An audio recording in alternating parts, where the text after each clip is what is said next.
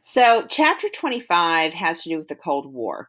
And it only hits on aspects of it. And I like the way the intro here does a really good job of kind of giving you a big picture view of what the Cold War is. That you have this period going from 1945 really to about 1963, that where you have clear tensions between the United States and the Soviet Union. And those clear tensions are about nuclear missiles, are about the space race, are about, mutually assured destruction and brinksmanship and all those kinds of things. Well, after the Cuban Missile Crisis, what we're going to see is that essentially you have kind of this beginning of a, I wouldn't say, I mean, in 64, 65, I don't know that it's clearly defined that the tension is easing, but certainly by the time you get to 1970, 71, the tension is easing, right? Of course, part of this is directly related to the U.S. turning its attention to Asia, turning its attention to Vietnam, and being incredibly concerned with domino theory. Which is the idea if one country falls to communism, more countries will fall. So this overview does a really good job of kind of giving you a sense of where the Cold War, as we're looking at it here in this particular chapter, where it fits. So we're talking really about the 1950s Cold War. And certainly if you look at the documents, they're pretty much focused in the 40s and 50s because this is really seen as the time when it's most tense. So we come right out of World War II and this assertion of a new world order that's supposed to be a new world order of peace. And immediately atomic power has created this dark shadow over which everyone in the world, particularly Americans, have to operate. And when the United States was the only power that had nuclear weapons, I don't think that was quite as much of a concern. Certainly you see that Truman had a lot of anxiety about using atomic power responsibly, hence why he refuses to allow MacArthur to use atomic weapons in Korea and why he responds to like the Berlin blockade with an airlift. So you have this real awareness that we don't want to get too much involved in a war. And yet we're very concerned about the power of the Soviet Union. And that's really going to shape kind of our belief system going into the Cold War. So before I get into the documents, let me kind of point out these pictures. Again, you have this toy, the Atomic Energy Lab, that had actual real kind of radioactive material with it. So it's one of those things that supposedly was supposed to help promote the atomic energy, help promote comfort with the idea that, atomic power's fine. It's a good thing, right? And atomic power can have benefits. Certainly if you're talking about renewable energy sources and that kind of thing, but it can also be very dangerous. And so this is one of the lessons we take from this toy, which is that here you're giving out this toy to kids with the theory that, this will make everyone super comfortable with atomic energy. And yet radioactive material causes cancer and it can do all kinds of terrible things. And so just kind of an interesting reminder, as well as kind of a subtle reminder that of the 40s and 50s, right, as we're coming home from World War II, people are having kids. They want to kind of focus on American strength and American growth and consumerism and all this kind of stuff. So there's kind of a subtle kind of pull there too. And we watched part of the Duck and Cover clip. This is kind of the whole film if you are interested in watching the whole thing for grins and giggles. And of course, again, it's about promoting the fact that, we can, atomic power, we can handle it. It's going to be fine. Right. And so there's a lot of effort to convince kids that we don't have to be scared of atomic weapons, that we've created this weapon of mass destruction that could do horrible things to the world. And yet we're trying to tell our children, it's fine, just duck and cover. Here's an atomic energy toy. It's okay, right? Trying to make Americans comfortable with this notion of mutually assured destruction and brinksmanship and all that kind of stuff. So you can kind of look through those on your own. So let's look at the documents real quickly. The Truman Doctrine, we talked about this in class, and is essentially that, this policy that Truman says that we're going to support countries that are resisting communism, especially if there's communism that especially if there's groups being aided from outside the country. So in other words, in this specific instance, he's talking about Greece and Turkey, but the Truman Doctrine will be applied to Korea. It will be applied to Vietnam. So any country where you have a group of, kind of pro-communists, and they are receiving assistance from China or the Soviet Union, the U.S. is going to dedicate themselves to trying to fund and help and assist the other side, right? So it lays down this idea that we have an obligation, right? That we have to, that this is a conflict, that this new world order is a tension between two competing systems, right? And so we have to aid our side of the system, right?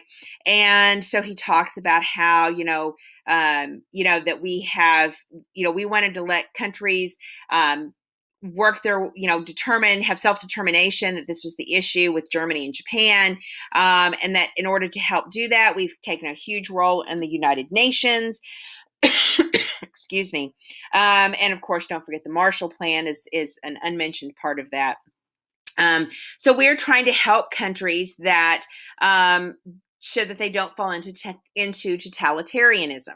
And so you can see here that he's not necessarily pointing the finger at communism, but he is using the word totalitarian and connecting communism with that. Now, definitely Stalinism, Stalin's Soviet Union, is totalitarian. But if you were to look at, say, Vietnam, I think you would have a very different perspective. But clearly this document is not making those distinctions. And he says, at this present moment in world history, every nation must choose between alternative ways of life. The choice is too often not a free one. Right? Our way of life is based upon the will of the majority, is distinguished by free institutions, representative government, free elections, guarantees of individual liberty, freedom of speech, religion, and freedom from political oppression, i.e. American values, right? The four freedoms, right? Arsenal of democracy, that kind of thing. The second way of life is based upon the will of the minority, forcibly imposed upon the majority. It relies upon terror and oppression, a controlled press and radio, fixed elections, and the suppression of personal freedoms.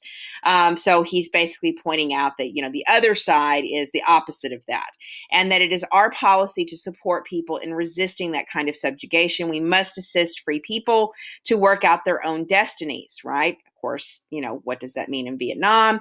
Or arguably, what does that mean in Korea? And so he's saying, we have to aid Greece and Turkey. We have to aid them. That we have to use money. We have to push to help these individuals, and kind of lays that at the feet of Congress and says, we have to do this because this is a battle for the new world order. Right. And we have to have our side win. We have to have our values win. And so you go from this notion of the Truman Doctrine to NSC 68. This is a report from the National Security Council that basically talks about Soviet communism and the threat that the Soviet Union presents to this new world order, and that we have to be very concerned about the expansion of communism around the globe, including, of course, by 1950, the fall of China, and that sort of thing. And that, he says, there's been 2 global wars, that we've seen all these revolutions, and that we've got this issue going between the United States and the Soviet Union, right? And that it really tries to blame the Soviet Union for this. That plus by 1950, the Soviet Union has their own nuclear weapons. So part of this anxiety about the Soviet Union challenging the United States for superiority in this new world order is that on a lot of levels, we're on an equal footing, right? And he says, this has to do with civilization, not just the United States, the idea of freedom, these American values, and that, thus unwillingly our free society finds itself mortally challenged by the Soviet system. No other value system is so irreconcilable that basically we're 2 opposite ends, right? And that, we have to stand up for this freedom, right? And of course, atomic weapons, atomic warfare has changed this. That we have to lead, we have to take leadership in showing the world how to handle atomic power. That, in other words, the Soviet Union has atomic power, and you can't trust them because they are violent, they are totalitarian, and they would use it for bad. We want to use it for good. Think back to the Hiroshima message. Think back to the Truman Doctrine. You have Truman saying over and over again that we want to promote a positive use of atomic power. I mean, even the toy and even the duck and cover, positive use of atomic power. So basically that we have to protect free society. We are the ones to do that, that we have to be engaged in this, right? That we have to be sure and keep our military up to date. We have to be sure that we are ready to act, that we cannot retreat into this sense of we don't want to think about the rest of the world. We cannot go back to isolationism. So that America First mentality that we read about with Charles Lindbergh, we can't go back to that. We have to focus instead on global engagement. We have to focus on this new world order and promoting the idea of responsible atomic power and promoting our American values. And that's what we have to do, right? And that this is really seen as a war, as a battle of ideas. And what we have to do is win the battle of ideas in order to prevent a literal conflict, right? So that's one of the big issues. Now, also happening in 1950 is Senator Joseph McCarthy, right? Senator Joseph McCarthy, of course, basically says that he's got all these lists of known communists in the State Department. And so he kind of brings this war on communism, not against the Soviet Union, but a war on communism here at home, Americans against Americans, that there's communist influence and we have to look for those, right? So think of it's almost a turning inward with this anxiety about communism. So it's a weird mix of kind of, this Cold War mentality with a sense of isolation in the sense that we have to clean up our own house first, right? And he talks about this is a time of a Cold War. This is a time when all the world is split into two vast, increasingly hostile armed camps. This is a time of a great armaments race. You can see it, feel it, and hear it all the way from the hills of Indochina, which is Vietnam, from the shores of Formosa, which is Japan, to the right over the very heart of Europe itself, meaning Germany, right? We are engaged in an all-out battle between communistic atheism and Christianity, that the modern champions of communism have selected this as the time. The chips are down. They are truly down. So again, this positioning of our values, our ideas are antithetical. They are the opposite of what the Soviet Union is about. And so he says, can we be blind to what's going on? We have to pay attention that this is the time for a showdown between the democratic Christian world and the communistic atheistic world. Unless we face this fact, we pay the price that must be paid by those who wait too long. So again, putting this kind of religious spin that we're Christians, they're not. Is it any wonder we add one nation under God to the Pledge of Allegiance instead of one nation indivisible?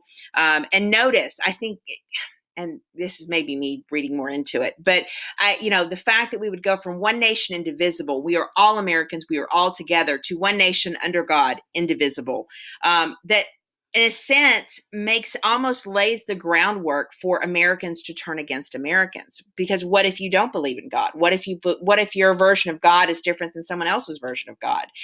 So there's some inherent divisions that you can see just in that phrase that could pop up. And so basically we have to pay attention.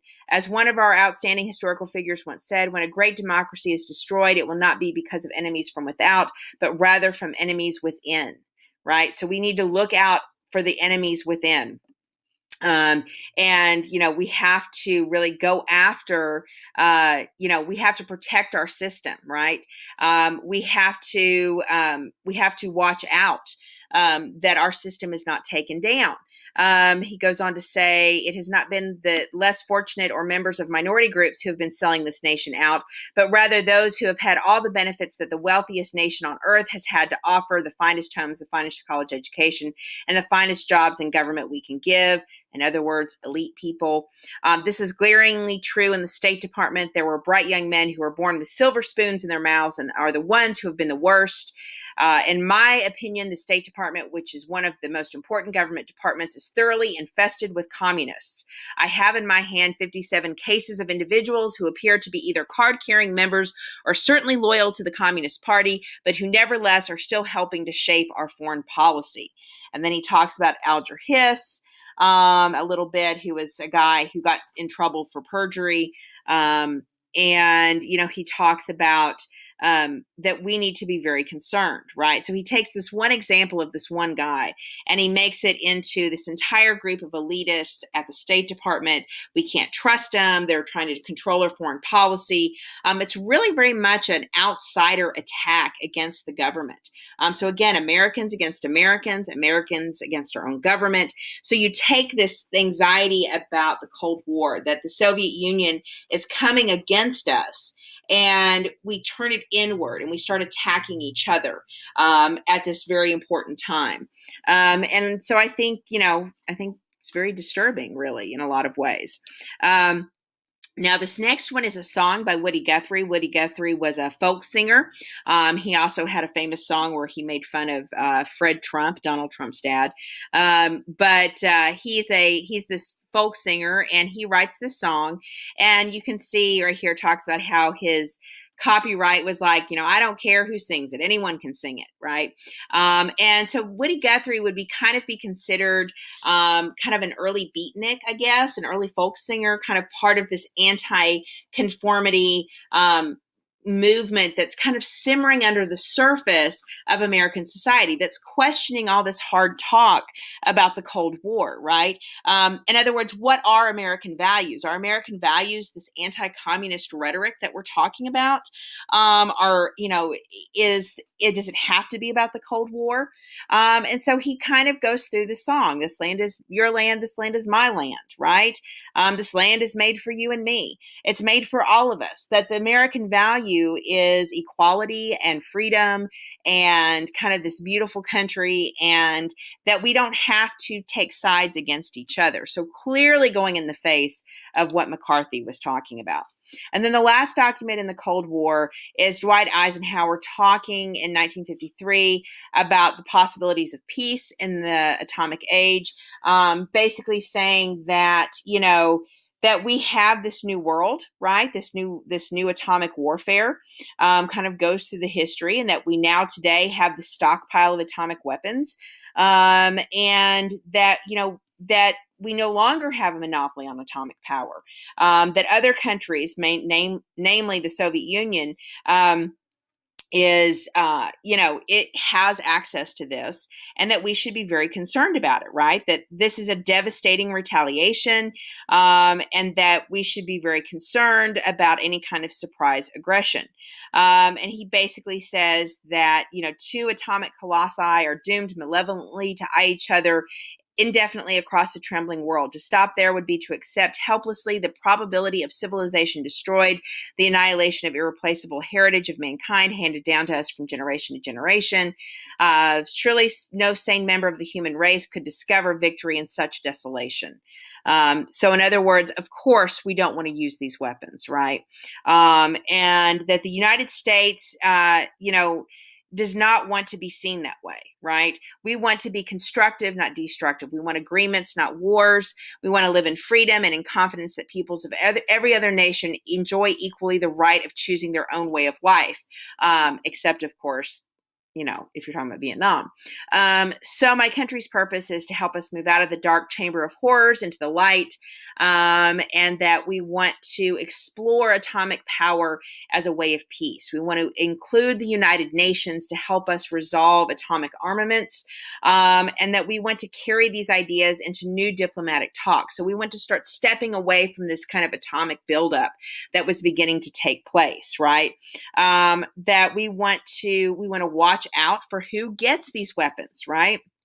We should seek more than mere reduction or elimination of atomic materials for military purposes. It is not enough to take this weapon out of the hands of the soldiers. It must be put in the hands of those who will know how to strip its military casing and adapt it to the arts of peace, right? That we want to stop the atomic military buildup, and that we want to take steps to ease the minds of the people, right? He's going to submit to Congress a plan that would help encourage a worldwide investigation into effective peacetime uses. So we're going to start investigating how to use atomic energy for peace, not for war, and that this is what we are all about, right? That the U.S. pledges before you and therefore before the world its determination to help solve the fearful atomic dilemma, to devote its entire heart and mind to finding the way by which the miraculous inventiveness of man shall not be dedicated to his death, but consecrated to his life. So, in other words, the U.S. has created this atomic power, and we do so in an effort to win World War II. And then we immediately find ourselves caught in a very uncomfortable truth, which is that the Soviet Union has this power and that this is a horribly destructive power. And the U.S. always keeps saying, well, we don't really want to use it like this. We don't want to use it like this, right? The U.S., supposedly is dedicating itself towards peace. And yet, we created this weapon. And now other countries have this weapon. So how are we going to resolve the situation? And so it's definitely kind of a conundrum, if you will. So you see kind of the full range of attitudes about atomic power, about anxiety, about the communism, and about the desire of the United States to try to work with other countries as much as they possibly can. Now, we can critique that for hypocrisy, if you like, or for contrast within our own policy. But I do think this kind of gives you a good snapshot that the U.S. in some ways has an uncomfortable position in the Cold War. In other words, we accept that we are trying to defend these American values. We accept that we're trying to promote responsible use of atomic energy. But at the same time, we are uncomfortable with global engagement. Do we really want to have to do that? And we feel kind of forced into doing it, if you will, forced into engagement rather than isolation, which seems to be the Americans' preferred way of operating, except the Cold War is going to push us into doing something else. So this kind of talks about the Cold War. So I'll do 26, which is more about the affluent society. And at the end of talking about the affluent society, I'll kind of do an overview of kind of what the prompt is and talk about it in more broad senses, in a more broad sense. There we go.